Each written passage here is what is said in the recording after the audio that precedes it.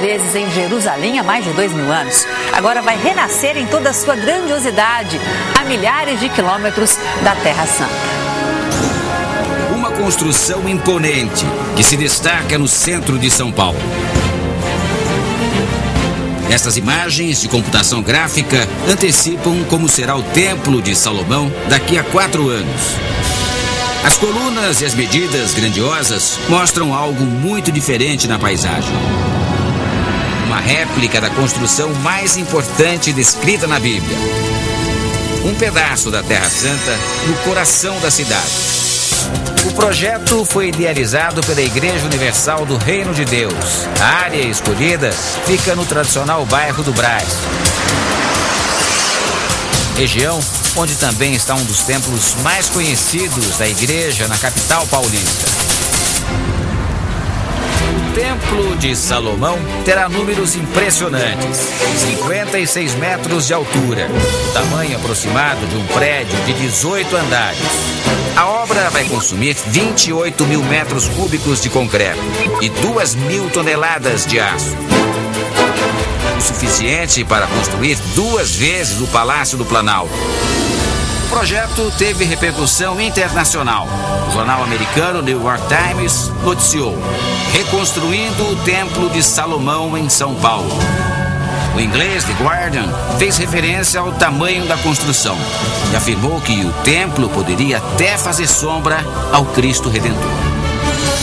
Continuando com as notícias de último momento. Na semana passada, a CNN exibiu reportagens sobre a construção. O ministro das Relações Exteriores do Brasil, Celso Amorim, afirmou que o projeto é uma boa ideia, já que uma das características do país é ser multicultural e multirreligioso. Étnico, isso faz, digamos, o charme do Brasil. Veja na animação como será o templo por dentro. A capacidade é para 10 mil pessoas sentadas. O projeto repercutiu também entre as lideranças judaicas. Se lá houver uma possibilidade das pessoas aprenderem e compreenderem a cultura, a tradição, a ética, a história que o povo judeu trouxe ao mundo, aquele que trouxe ao mundo a ideia do monoteísmo, e que hoje faz parte de toda a cultura ocidental, será muito positivo. Esta é a maquete do Templo de Salomão, que será construída em São Paulo. E este é o arquiteto Rogério, um dos responsáveis por esta grande obra. Arquiteto, olhando aqui, a gente tem a impressão de que foi preciso um estudo muito profundo para se conseguir uma réplica do templo. Com certeza, Duran. Pelo que você pode observar, toda essa parte externa, ela tem uma fidelidade muito grande com o projeto da época. E se a gente for pensar, ao entrar ali por aquela porta, toda essa atmosfera interna foi pensado de maneira que a pessoa que estiver dentro do templo, ela possa ser remetida ao passado, ou seja, ter a sensação da época vivida realmente por Salomão. Essa é a escala real do projeto, ou seja, essa proporção que você está vendo aqui, as pessoas, que parece uma formiga, essa é a escala que vai existir exatamente delas em relação à fachada do prédio. Bom, gente, vamos conferir o que o arquiteto está falando com a tecnologia que a gente tem hoje na televisão. É possível a gente se imaginar uma dessas pessoas aqui, ou então observando o templo aqui da frente em escala real. Eu e o arquiteto Rogério estamos num cenário virtual, bem em frente do templo, na proporção real de que as pessoas vão ver?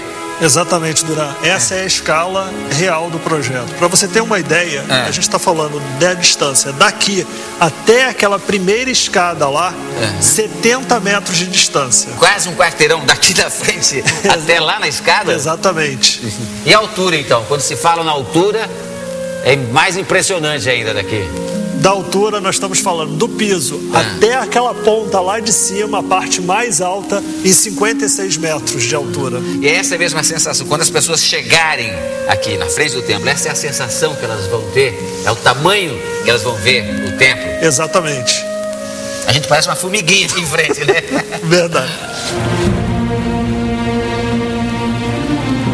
A Bíblia conta que a construção de um grande templo para honrar a Deus era um desejo de Davi, o primeiro rei de Israel, e que ele recebeu orientações detalhadas sobre a obra do próprio Deus. Como explica este especialista? O templo vai ser um marco de importância para o povo judeu, porque ele tem a ver com identidade, história e a aliança com Deus. Davi morreu antes de cumprir a missão, que coube ao sucessor dele, Salomão. O templo foi construído em Jerusalém e ficou pronto por volta do ano 960 a.C. E o rei Salomão entrou para a história como símbolo de sabedoria e riqueza. Os materiais aplicados na construção do templo foram essencialmente pedra e madeiras nobres. O teto era revestido de ouro.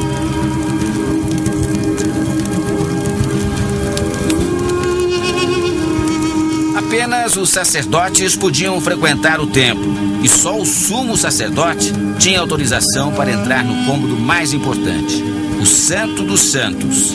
Ali ficava uma preciosidade, a Arca da Aliança, uma caixa coberta de ouro que guardava as pedras dos 10 mandamentos, escritos por Deus e entregues ao profeta Moisés.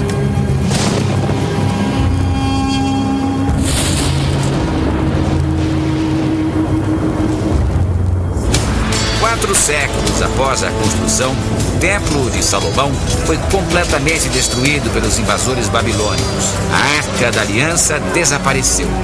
O sumiço é um dos maiores mistérios da Bíblia e da arqueologia.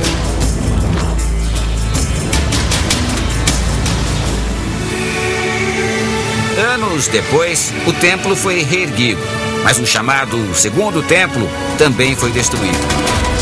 Desta vez pelos conquistadores romanos, no ano 70 depois de Cristo. Os judeus ficavam pela segunda vez sem o símbolo mais importante de sua fé.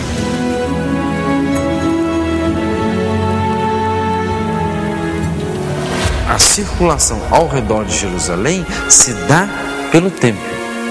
Jerusalém impulsiona o templo, mas é o templo que dá, de certa maneira, uma nova dimensão para Jerusalém, que não é mais só a cidade de Davi, ela passa a se tornar a cidade de Deus. Os judeus nunca conseguiram realizar o sonho de reconstruir o templo no mesmo local em razão dos conflitos com os árabes e a religião islâmica. A réplica, que começa a nascer em São Paulo, estará distante dos conflitos e pode se transformar num centro de peregrinação para judeus e cristãos do mundo inteiro. O custo da obra é avaliado em 300 milhões de reais. Os estudos para a construção começaram há mais de 4 anos. Hoje, 25 engenheiros e arquitetos trabalham no projeto. Ao todo, 2.000 trabalhadores vão ajudar a erguer o Templo de Salomão. E é sempre um desafio uma obra dessa natureza. Por ser única, singular, não existe outra e não vão existir outras no mundo. As formas do templo vão remeter a períodos remotos, mas o engenheiro responsável e o arquiteto do projeto explicam que a réplica estará imersa em alta tecnologia. Um exemplo. Na época de Salomão, não havia luz artificial. Por isso, a iluminação do templo vai ficar camuflada e simular o brilho do sol. A ideia é que essas luminárias não apareçam. Então, eu tenho uma chapa de cobre furada, dourada. E qual é a sensação que a gente quer dar para a pessoa? Que, ao olhar, ela vai ver um teto todo de madeira e ouro. Ela vai ver luz sem ver a luminária. A obra, de proporções gigantescas, vai também levar em conta a preocupação com o meio ambiente. Haverá reaproveitamento de água e tratamento acústico para impedir a poluição sonora. Outro detalhe vai marcar a construção do templo: a utilização de pedras importadas de Israel. Uma amostra está no escritório da construtora responsável pela obra. Jerusalém inteiro é com essa pedra. Não. Gente, é impressionante o peso. Eu não vou conseguir aqui, não. É impressionante o peso dessa pedra, que chama Taltish, que vai recobrir as paredes do templo aqui, do templo de Salomão, aqui em São Paulo. Agora, quanto pesa, vocês estavam dizendo, quanto pesa a pedra assim, se ela tiver 1 metro pra cá, um pra cá, um pra cá, um quadrado assim, de 1 metro cúbico dela, ela pesa 2,8 toneladas. 2,8 toneladas, 2.800 quilos por metro cúbico. Em Israel, o correspondente Herbert Moraes visitou o local de onde as pedras estão sendo extraídas. As batidas ritmadas fincam estacas. Máquinas potentes completam o trabalho de talhar a pedra bruta. Estamos na maior pedreira da cidade de Hebron. As pedras aqui são conhecidas pela qualidade. A área é grande. Máquinas e homens avançam cada vez mais para dentro da terra em busca da rocha. Quanto mais fundo a exploração, melhor o produto. Hebron é uma cidade da Cisjordânia, região de maioria árabe, que tem as fronteiras controladas pelo governo israelense. Desde a época do rei Salomão, as pedreiras de Hebron fornecem o material necessário para as construções em Jerusalém. E é daqui também que toneladas de pedras como essas estão sendo enviadas para São Paulo para erguer o templo da Igreja Universal, que vai manter uma tradição que já dura mais de 3.000 anos. O israelense Ali é o dono da pedreira. Ele confere bloco por bloco. Sabe que a qualidade das pedras é fundamental, ainda mais quando se trata de atender ao pedido inédito, o maior da história da empresa. Para cumprir a tarefa, ele teve que contratar mais pessoas, 300 homens e 100 máquinas, que têm 18 meses para cortar, polir e despachar as pedras através do mar Mediterrâneo. Serão várias viagens de navio com saída do porto de Ashdod, num percurso de quase 12.000 quilômetros e 30 dias até o Brasil. Ali diz que se sente muito orgulhoso de fazer parte de um projeto histórico como esse. Ele está no ramo há quase 30 anos e nunca imaginou que iria retirar tantas pedras para uma só construção.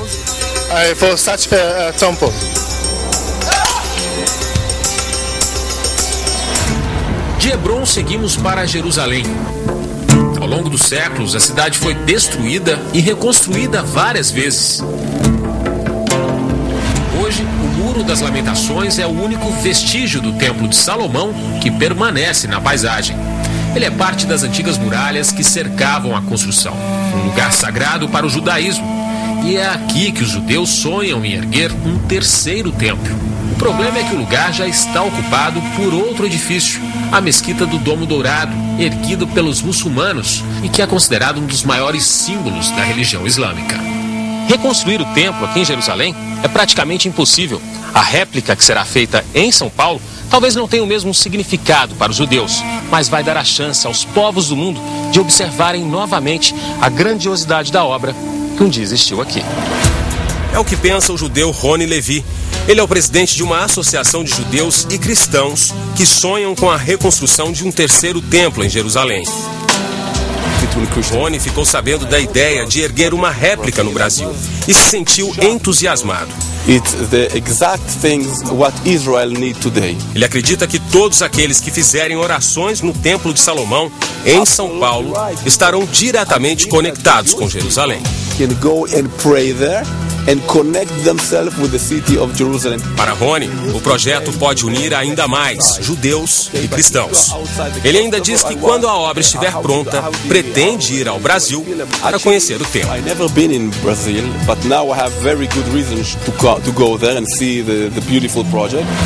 Este representante do Ministério do Turismo israelense espera que o Templo de Salomão no Brasil estimule as pessoas a visitar a Terra Santa. Além disso, ele torce para que os brasileiros se interessem mais pelas tradições do povo judeu e que se reconheçam nas histórias de fé guardadas em cada uma dessas pedras de Israel. No Brasil, operários já cuidam do terreno onde o